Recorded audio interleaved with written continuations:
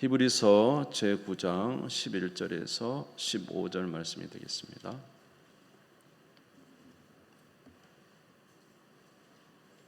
신약성경 362쪽이 되겠습니다. 히브리서 제9장 11절에서 15절 말씀 362페이지 신약성경 찾으신 줄 알고 봉독하겠습니다. 그리스도께서는 장래 좋은 일의 대제사장으로 오사 손으로 짓지 아니한 것 곧 이 창조에 속하지 아니한 더 크고 온전한 장막으로 말미암아 염소와 송아지의 피로 하지 아니하고 오직 자기의 피로 영원한 속죄를 이루사 단번에 성소에 들어가셨느니라. 염소와 황소의 피와 암송아지의 죄를 부정한 자에게 뿌려 그 육체를 정결하게 하여 거룩하게 하거든 하물며 영원하신 성령으로 말미암아 흠없는 자기를 하나님께 드린 그리스도의 피가 어찌 너희 양심을 죽은 행실에서 깨끗하게 하고 살아계신 하나님을 섬기게 하지 못하겠느냐. 이로 말미암아 그는 새 언약의 중보자시니 이는 첫 언약 때의 범한 죄에서 속량하려고 죽으사 부르심을 입은 자로 하여금 영원한 기업의 약속을 얻게 하려 하심이라.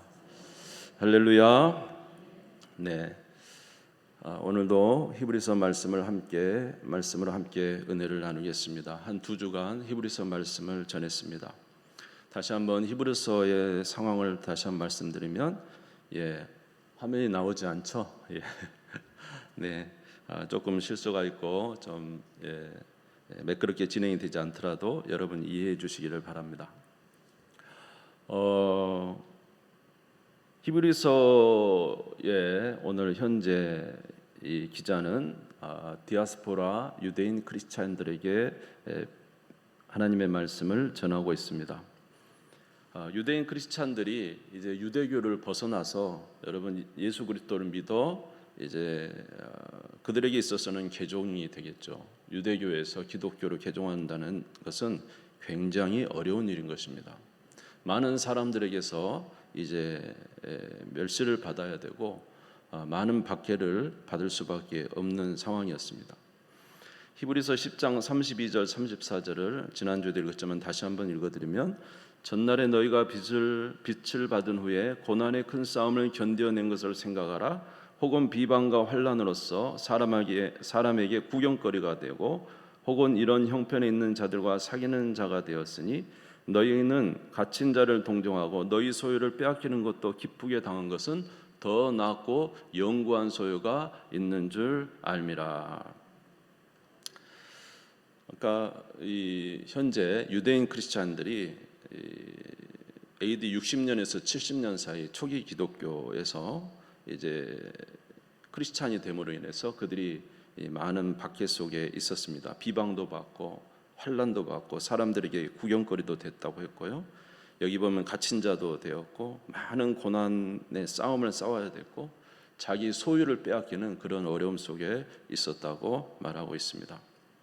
그래서 이런 그 박해와 로마의 박해와 유대인들의 박해로 인해서 그들이 고난을 당하자 이제는 한 사람 두 사람 이제 기독교를 떠나 다시 편안한 많은 사람들이 자기의 동족들을 믿고 있는 유대교로 돌아가려는 사람들이 많았다 그랬어요. 그래서 히브리서 2장 1절에 보면은 이제 흘러 떠내려가지 않도록 유념하라.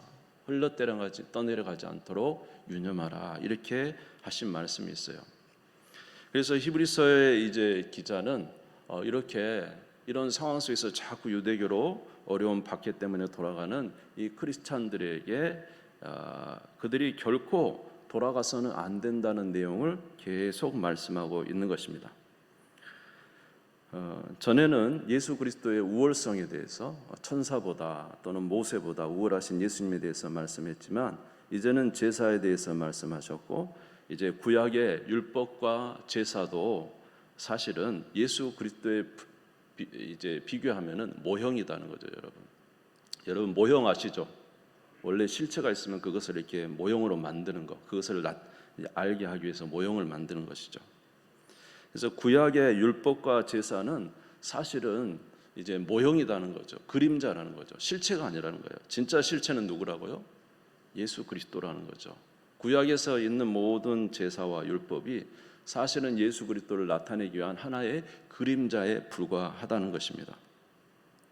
그것을 좀 더 구체적으로 이제 전하면은 이제 본문이 좀 나오지 않아서 그렇습니다만은 히브리서 8장 5절에 보면은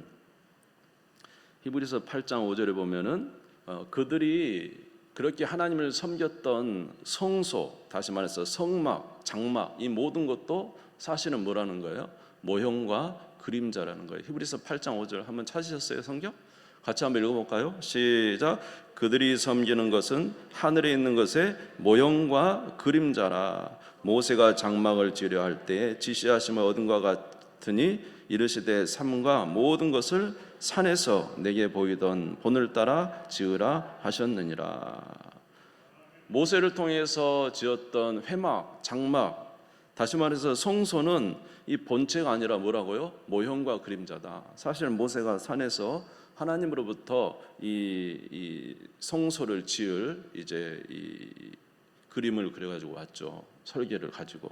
근데 그게 뭐라는 거예요? 오늘 히브리서 8장 5절에 보니까 모세가 하나님 하늘에 있는 실제적인 성소를 보고 그것을 모형으로 만들었다는 거예요. 그래서 진짜 성소는 어디라는 것입니까?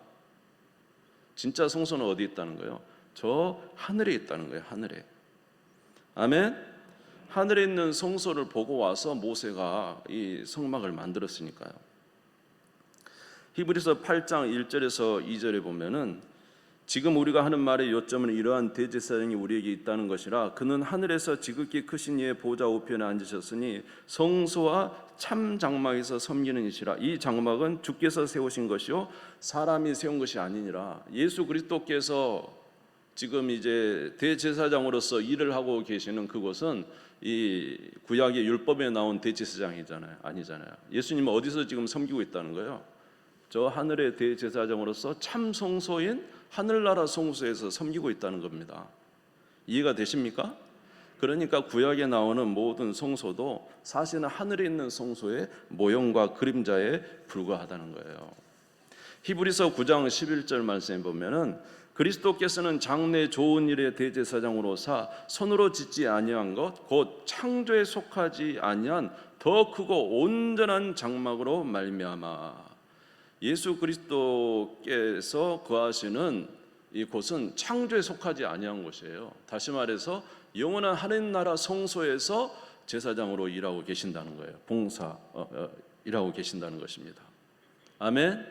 그러므로 구약의 이제 성소는 사실 하늘나라 성소에 비하면 모형에 불과하다라는 것입니다. 두 번째로 제사장도 사실은 이제 모형에 불과하죠.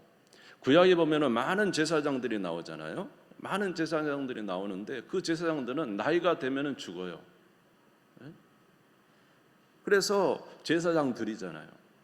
또 대제사장도 언제나 죽으면 또 다른 대제사장이 세워져야 되고. 그런데 이런 제사장이 있는 것은 사실은 참된 제사장이 있다는 것을 알려주기 위한 것이죠. 누구십니까? 우리의 영원한 대제사장. 우리 예수님은 죽습니까? 안 죽습니까? 죽지 않는 영원한 제사장으로 하늘에 계신다는 것입니다. 그러므로 구약에 있는 제사장도 사실은 누구를 나타내고 있는 거예요? 예수 그리스도를 나타내고 있는 거예요. 아멘. 구약 시대에 드리는 제물도 사실은 모형에 불과한 거예요. 히브리서 9장 23절 한번 찾아보십시오. 성경에 가까우니까 히브리서 9장 23절 같이 한번 읽어보겠습니다. 시작. 그러므로 하늘에 있는 것들의 모형은 이러한 것들로서 정결하게 할 필요가 있었으나 하늘에 있는 그것들은 이러한 것들보다 더 좋은 제물로 할지니라. 구약에 드렸던 짐승과 모든 제물이 사실은 모형에 불과하다는 거죠.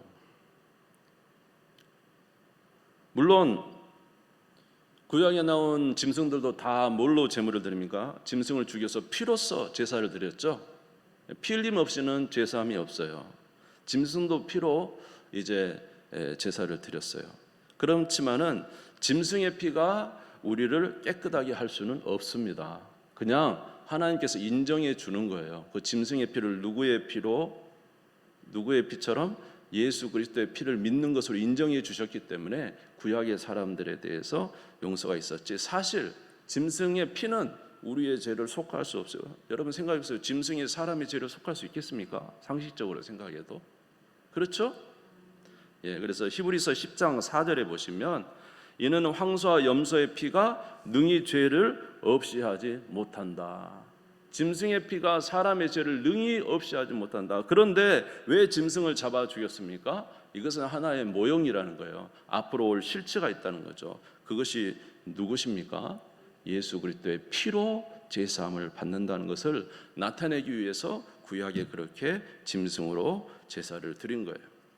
히브리서 9장 14절에 보면은 하물며 영원하신 성령으로 말미암아 흠없는 자기를 하나님께 드린 그리스도의 피가 어찌 너희 양심을 죽은 행실에서 깨끗하게 하고 살아계신 하나님을 섬기게 하지 못하겠느냐.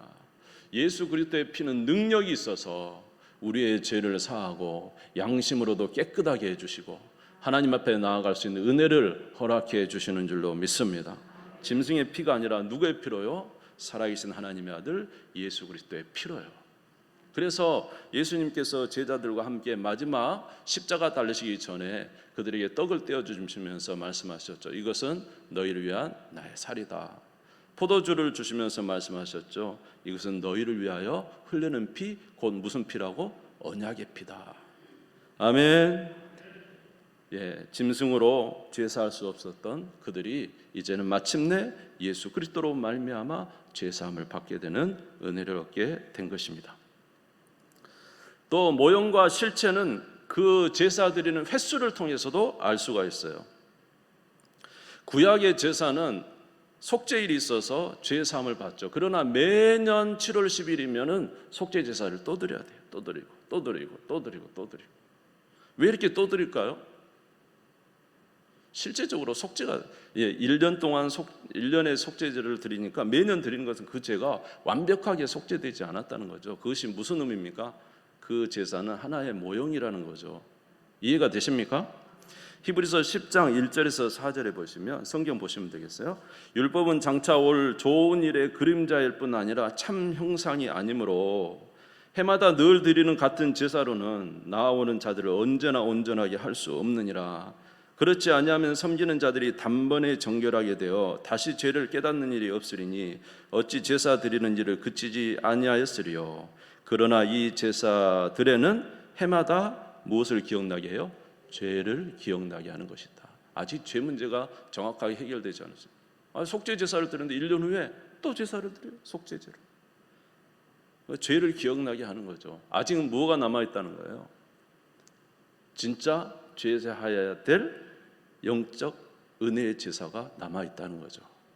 아멘. 자, 그런데 이 제사를 마침내 누가 드리셨습니까? 예수 그리스도께서 마침내 드리셨습니다. 네. 몇 번에 걸쳐 드렸죠? 1년에 한 번씩 드리나요? 아니요. 십자가에서 단 한 번의 제사로 우리의 죄 문제를 영단번에 해결하셨습니다. 할렐루야. 히브리서 10장 10절 한번 성경 가까우니까 한번 찾아보시면 되겠습니다. 히브리서 10장 10절 같이 읽을까요? 시작. 이 뜻을 따라 예수 그리스도의 몸을 단번에 들이심으로 말미암아 우리가 거룩함을 얻었노라. 할렐루야. 예수 그리스도께서 우리의 모든 죄를 참 제사장 되시며 참 제물 대신 자기의 피로 제사를 드리심으로 우리의 모든 죄 문제를 해결하여 더 이상 우리가 짐승으로 제사 드릴 필요 없이 오직 누구를 의지함으로? 예수 그리스도를 의지함으로 제사함을 받는 것입니다. 히브리서 10장 14절 같이 한번 읽겠습니다. 10장 14절 같이 읽겠습니다. 시작. 그가 거룩하게 된 자들을 한 번의 제사로 영원히 온전하게 하셨느니라. 할렐루야. 예수 그리스도의 한 번의 제사가 영원히 우리를 온전하게 한다는 거예요. 그가 하늘에 승천하셔서 지금 하나님 보좌 우편에 앉으셔서 우리의 진짜 무엇이 되셨어요? 대제사장이 되셨어요. 그를 의지하는 자마다 주 안에서 죄사함을 받고 평강에 이르게 되는 줄로 믿습니다. 예수 믿으시면 절대로 변하지 않습니다. 우리 예수님은 영원토록 살아계시니까 어디에서요? 하늘 성소에서 영원토록 살아계시고 우리의 죄를 영단번에 십자가에서 해결하셨으므로 다시는 우리가 짐승을 잡아다가 죄를 잡을 필요도 없고, 예수님이 다시 십자가에 죽으실 필요도 없잖아요. 한 번에 끝나셨으니까 예수님은 한 번의 십자가의 사건으로 우리의 문제를 해결하신 것입니다. 그러므로 구약의 모든 율법과 제사는 결국 모형이고 그림자이고 실체는 누구라는 거예요? 예수 그리스도가 실체라는 거예요. 그러므로 오늘 이 말씀을 통해서 저와 여러분들이 깨달을 수 있는 한 가지는, 우리의 신앙의 모든 것은 누구를 통하여 신앙생활할 때 참된 신앙생활이 되겠습니까? 예수 그리스도를 의지하여 신앙생활할 때 참된 신앙이 되겠죠. 아멘. 구약의 창세기부터 계속 집중하고 있는 것은 누구예요? 제사장도 선지자도 백성들도 다 누구를 보고 있어요? 예수 그리스도를 보고 있어요. 그리고 예수 그리스도께서 오신 이후의 모든 성도들도 누구를 보고 있습니까? 우리를 구원하러 오신 2000년 전에 예수 그리스도를 바라보고 있어요. 그가 우리의 구원자시기 때문에, 우리의 능력이시기 때문에, 그가 우리의 실체이기 때문에, 할렐루야! 우리의 영원한 구원은 예수 그리스도이시기 때문에, 여러분, 우리의 신앙에 가장 확실하고 힘있고 우리의 반석이 되는 것은 예수 그리스도이십니다. 요한복음 5장 39절에 보면은, 너희가 성경에서 영생을 얻을 줄 생각하고 성경을 연구하거니와 이 성경이 곧 내게 대하여 증언하는 것이라. 성경은 누구에 대해서 증언하고 있어요? 예수님에 대해서 증언하고 있어요. 예수님이 중심이세요. 예수님이 구원이세요. 예수님이 힘이세요. 예수님이 능력이십니다. 요한복음 14장 6절에 보니까 예수께서 이르시되 내가 곧 길이요 진리요 생명이니 나로 말미암지 않고는 아버지께로 올 자가 없느니라. 예수 외에는 더 이상 길이 없습니다. 예수 외에는 진리가 없어요. 예수 외에는 영생을 받을 길이 없어요. 그러므로 우리의 신앙의 중심은 항상 누구여야 됩니까? 예수 그리스도라는 것이죠. 그런데 오늘 여기 히브리서에 이 히브리서를 받고 수신하고 있는 초기 기독교 유대인 크리스찬들은 이제 환난과 박해가 오는 거예요. 그러면서 유대인들이 박해를 하니까 어디로 돌아가려고 하는 거예요? 다시 유대교로 돌아가려고 하는 거예요. 그러니까 이 히브리서 저자가 원통한 거예요.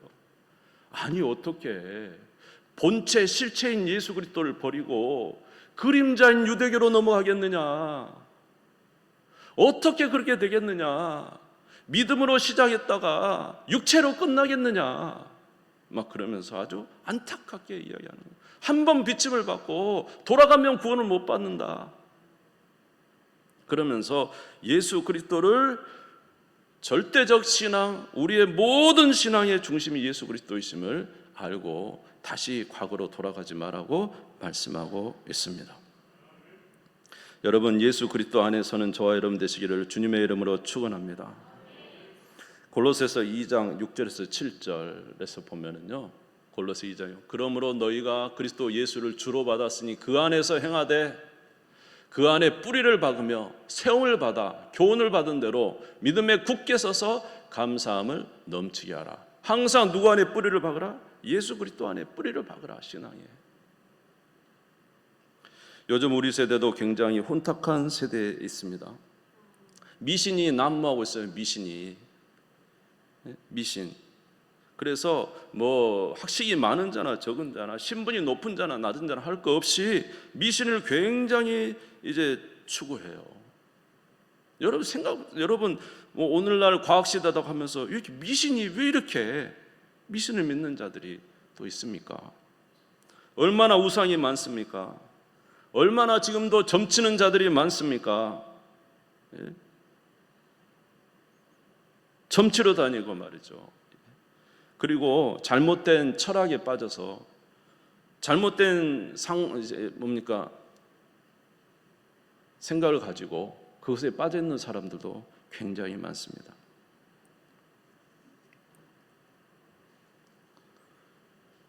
그리고 요새는 또 얼마나 이단이 많습니까? 이단들은 뭐에 집중합니까? 뭐 음식을 먹어야 되느냐 말아야 되느냐 이거에 집중하잖아요. 이 음식을 안 먹어야 거룩해요. 안 먹어야 구원을 받고, 결혼을 하느냐 마느냐 이것에 대해서 이러한 인간의 외적인 것을 가지고 우리의 신앙을 막 대단한 것처럼 하지만은, 여러분, 우리의 절대적인 신앙의 근거는 예수 그리스도 외에는 없다는 거예요. 우리는 오직 예수 그리스도가 우리의 생명이라는 사실을 강력하게 증거하고 있는 거예요. 초대교회도 그랬어요. 초대교회도, 지금 유대교회만 아니라 초대교회도 헛된 속임수, 철학, 절기를 지키는 거, 꾸며낸 겸손, 천사 숭배, 이런 것들이 많았다는 거예요. 골로새서 2장 8절에 보니까, 골로새서 2장 8절에 보니까 누가 철학과 헛된 속임수로 너희를 사로잡을까 주의하라. 이것은 사람의 전통과 세상의 초등학문을 따름이요 그리스도를 따름이 아니니라. 헛된 철학과 속임수로 사람이 만든 것으로 속일까 조심하라. 골로새서 2장 16절에서 18절에 그러므로 먹고 마시는 것과 절기나 초하루나 안식일을 이유로 누구든지 너희를 비판하지 못하게 하라. 이것들은 장래일의 그림자이나 몸은 그리스도의 것이니라. 아무도 꾸며낸 겸손과 천사 숭배를 이유로 너희를 정죄하지 못하게 하라. 그가 그 본 것에 의지하여 그 육신의 생각을 따라 헛되이 과장하고 그랬습니다. 옛날에 초기 기독교에도 이렇게 철학을 가지고 숭배하고 잘못된 절기나 그런 것을 지키는 것으로 마치 신앙이 중요한 것으로 생각하고 천사 숭배하는 것으로 생각하고 이런 신앙이 있었다는 거죠. 디모데전서 4장 3절에 보니까 혼인을 금하고 어떤 음식을 먹지 말라고 할 터이나 음식물은 하나님 주신 바니 믿는 자들과 진리라는 자들이 감사함으로 받을 것이니라. 혼인을 금하는 것이 거룩한 거예요. 결혼하지 않는 게 금하라는 거예요. 여러분, 결혼은 하나님이 정하신 남자 여자에게 주시는 우리 주시는 주님이 자연적인 법 아닙니까? 그럼에도 불구하고 마치 결혼하지 않는 것이 거룩한 것처럼, 그것은 잘못됐다는 거죠. 물론 하나님이 어떤 자는 택해서 결혼을 하지 않아도 되는 사람이 있어요. 그런데 혼인을 하거나 하지 않는 것, 음식물을 먹거나 먹지 않는 것, 세상의 우상을 따르는 것, 이 모든 것을 통해서 자신이 굉장히 신앙적으로 좋은 것으로 생각하지만은 그렇지 않다는 것입니다. 우리는 꼭 붙들어야 될 한 가지가 있어요. 바로 누굽니까? 예수님을 붙들어야 돼요. 골로새서 2장 19절에 보시면 머리를, 아까 다 이야기한 거, 머리를 붙들지 아니하는지라 온몸이 머리로 말미암아 마디와 힘줄로 공급함을 받고 연약하여 하나님이 자라게 하심으로 자랐느니라. 우리는 항상 머리인 누구를 붙들어야 돼요? 예수 그리스도를 붙들 때 예수 그리스도로부터 우리에게 모든 영양분이 공급된다는 것입니다. 그러므로 사랑하는 성도 여러분, 항상 예수 그리스도 안에서 자라가시기를 주님의 이름으로 축원합니다. 헛것, 그림자인 것, 실체가 아닌 것을 붙드시면 안 돼요. 그건 다 헛것이에요. 진짜 실체는 우리를 위해서 이 땅에 오셔서 피를 흘리고 죽으시고 3일 만에 부활하신 예수 그리스도가 우리의 구원의 실체이십니다. 그를 의지하는 저와 여러분 되시기를 주님의 이름으로 축원합니다. 그러므로 예수 그리스도를 사모하고 예수 그리스도를 아는 일에 집중하는 신앙을 가지셔야 되고, 두 번째로 하실 일은 무엇이냐면 예수 그리스도께서 하늘에 승천하셔서 우리를 위해서 보내신 분이 계시죠. 누구시죠? 성령이시죠. 예전에 구약의 사람들은 하나님의 말씀을 알면도 불구하고 지키기 어려웠어요. 그러나 신약의 사람들은 이제 예수 그리스도께서 완전한 구원을 이루셨기 때문에 구원을 이루신 예수 그리스도께서 우리에게 성령을 보내주셨습니다. 성령을 보내주신 이유는 우리가 하나님의 말씀을 지키도록 하기 위해서 그런 거예요. 자, 여러분이 성경을 가지고 있기 때문에 우리 한번 성경을 보시기 바랍니다. 히브리서 8장 8절에서 10절을 읽겠습니다. 히브리서 8장 8절에 10절, 예레미야 31장에 나오는 예언입니다. 앞으로 이런 일이 있을 것이다. 예레미야는 굉장히 고통했습니다. 왜 고통했냐면 아무리 하나님의 말씀을 주의 백성들에게 전해도 이스라엘 백성들이 도대체 하나님의 말씀을 따라 살지를 않는 거예요. 예레미야 선지자가 눈물을 흘리면서 하나님의 말씀대로 애굽을 의지하지 말고 바벨론을 의지하라. 하나님께서 역사하신다고 말해도 절대 듣지 않아요. 다시 돌아가 버려요. 그래서 예레미야 선지자가 하나님의 말씀을 그렇게 전함에도 불구하고 그 말을 듣지 않는 이스라엘 백성들을 보면서 나라가 망한 상태에서 눈물을 흘렸는데, 하나님께서 예레미야 31장 이제 31절 이하의 말씀에 보면은 이제 이런 일이 앞으로 있을 것이다 말씀해 주셨다는 거예요. 아멘.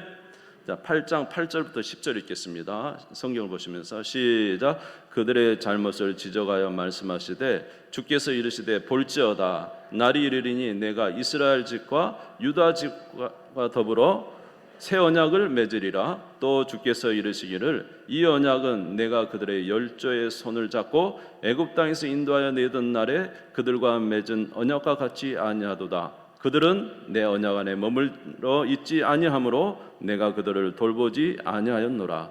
또 주께서 이르시되 그날 후에 내가 이스라엘 집과 맺을 언약은 이것이니 내 법을 그들의 생각에 두고 그들의 마음에 이것을 기록하리라. 나는 그들에게 하나님이 되고 그들은 내게 백성이 되리라. 할렐루야. 이스라엘 백성들에게 하나님께서 말씀을 주셨어요. 율법을 주셨어요. 그러나 그들은 지키지 못하고 계속 율법을 떠납니다. 그래서 예레미야 선지자는 눈물을 흘렸습니다. 그런데 하나님께서 그날 후에 내가 이스라엘 백성들에게 새 언약을 맺으리니, 누구를 통해서 새 언약을 맺죠 아까? 예수 그리스도께서 잔을 들고 너희를 위한 새 언약을 체결하시죠. 새 언약을 맺으리니, 그때는 무슨 일이 있을 것이라고요? 내 법을 그들의 생각에 두고 그들의 마음에 기록하리라. 때가 되면 이제 예전에는 하나님의 율법이 사람들 밖에 있었지만은, 그러나 예수 그리스도를 믿는 자들 안에는 하나님의 법이 마음에 새겨진다는 거예요. 마음에. 아멘. 누구를 통해서 새겨지는 걸까요? 성령께서 우리 안에서 하나님의 법을 그들의 생각에 두고 그들의 마음에 기록하여 그것을 지키게 하겠다고 말씀하신 거예요. 다시 말해서 예수 그리스도께서 성령을 우리에게 보내신 것은 첫 번째로 우리를 구원하기 위해서 보내신 것이지만, 두 번째로는 하나님의 말씀을 지키기 위하여. 여러분, 하나님의 말씀을 지키면 복을 받습니다. 성경에 나오는 말씀이 하나님 말씀대로 살면 내가 복을 줄 것이다. 가도 복을 받고 들어와도 복을 받고 일어나도 복을 받고, 하나님의 말씀대로 순종하며 사는 백성에게 하나님 반드시 복을 줄 것이라고 말씀하셨어요. 그런데 이스라엘 백성들이 왜 망했습니까? 하나님 말씀대로 살지 못했기 때문에 망했죠. 그런데 예수 그리스도께서 우리의 구원을 이루시고 이제 모형이 아닌 참 제사를 드리심으로 하늘 성소에서 우리에게 누구를 보내주셨어요? 성령을 보내주셔서 하나님의 말씀이 우리에게 새겨지게 하셨다고요. 그래서 그 말씀을 지키게 하신다고요. 할렐루야. 그래서 우리로 무엇을 받게? 영육간에 복을 받게 하기 위해서 하나님께서 우리에게 성령을 부어주신 것입니다. 그러므로 우리에게 성령이 오신 이유는 무엇이냐면 하나님의 말씀을 따라 살 수 있는 은혜를 주시기 위해서 성령이 오신 거죠. 그러므로 저와 여러분들이 집중해야 될 것은 무엇입니까? 이제는 우리가 하나님의 말씀을 읽고 그 말씀대로 살려고 노력을 해야 돼요. 따라서 하겠습니다. 하나님의 말씀대로 살려고 노력하자. 그림자인 것 집중하지 말고 예수를 믿음으로 하나님의 자녀가 되었고 여러분 안에는 성령이 계신 줄 믿습니다. 우리가 어떻게 행할 것은 하나님의 말씀인 줄 믿습니다. 성령을 통하여 하나님의 말씀대로 살아갈 때 하나님 우리에게 능력을 주시고 은혜를 주시고 하나님의 복을 우리에게 부어 주시는 것입니다. 여러분, 하나님 말씀대로 살 때 강력하죠? 하나님 말씀대로 살 때는 두렵지 않아요. 밤길을 걸어가도 두렵지 않아요. 하나님 말씀대로 살면 앞날에 어둠이 있어도 주님과 함께하는 삶은 두렵지 않아요. 주 안에 강할 수가 있는 거예요. 그러므로 사랑하는 성도 여러분, 성령을 통해서 하나님 말씀을 지키시는, 말씀을 지키는 삶을 살아가는 저와 여러분 되시기를 주의 이름으로 축원합니다. 그래서 그날에는 내가 성령을 부어 그들이 내 말을 지키도록 하겠다 말씀해 주신 거예요.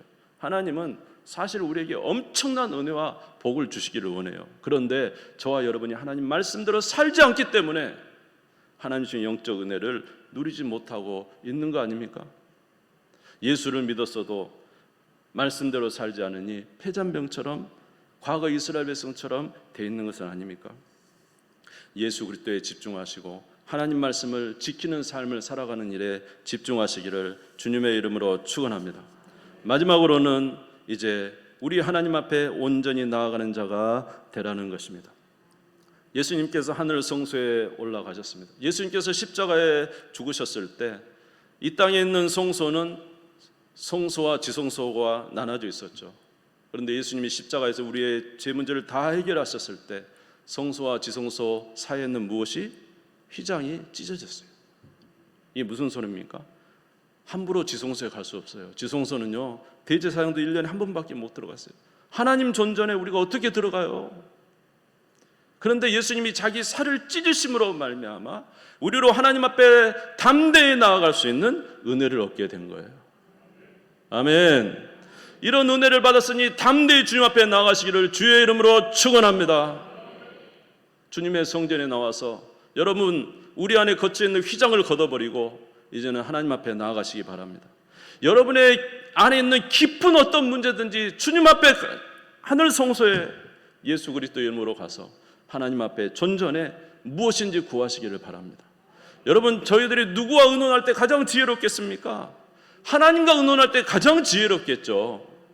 우리의 모든 문제를 이제 우리로 마땅히 하나님 앞에 나아갈 수 있도록 하기 위하여 주님은 우리로 막혀있는 죄의 문제를 해결하심으로 우리가 직접 하늘 성소에 가서 예수 그리스도의 이름으로 아버지께 직고할 수 있도록 은혜를 주셨어요. 하나님 만나시기 바랍니다. 은혜 베풀어 주셨는데 만나지 않고 살면 얼마나 안타까운 일입니까? 오늘 히브리서 10장 19절에서 20절 한번 넘겨보시죠. 히브리서 10장 19절에서 20절을 같이 읽겠습니다. 같이 읽겠습니다. 시작. 그러므로 형제들아 우리가 예수의 피를 힘입어 성소에 들어갈 담력을 얻었나니 그 길은 우리를 위하여 휘장 가운데로 열어놓으신 새로운 살 길이요 휘장은 곧 그의 육체니라. 할렐루야. 예수 그리스도로 말미암아 하나님과 거쳐 있는 모든 휘장을 거두심으로 이제는 그 성소에 지성소에 들어가서 하나님과 대면할 수 있는 은혜를 주셨어요. 여러분 주님 앞에 나아가는 우리 모두 되시기를 주의 이름으로 축원합니다.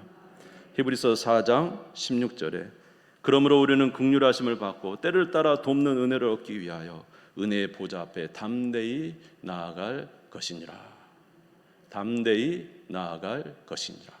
누구의 이름으로? 예수의 이름으로 우리는 하나님 앞에 담대히 나아가 구할 수가 있습니다. 말씀을 맺겠습니다. 우리의 신앙은 누구를 가장 존귀히 여기며 우리 신앙의 근거를 삼아야 됩니까? 예수 그리스도이십니다.